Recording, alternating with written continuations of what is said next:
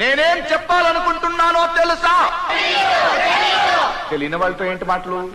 జై హింద్. సార్ మీరు ఇలా వెళ్తే ఎలా సార్? ఇటు వెళ్ళమంటావా? సార్ సార్ జనాలు అప్సెట్ అవుతారు, మాట్లాడండి సార్ ప్లీజ్. ఇప్పుడైనా కరెక్ట్ గా చెప్పండి, నేనేం చెప్పబోతున్నానో తెలుసా? తెలుసు తెలుసు తెలుసు. తెలిసిన వాళ్ళతో ఏంటి మాటలు? జై హింద్. సార్ వాళ్ళకంతా తెలుసురా.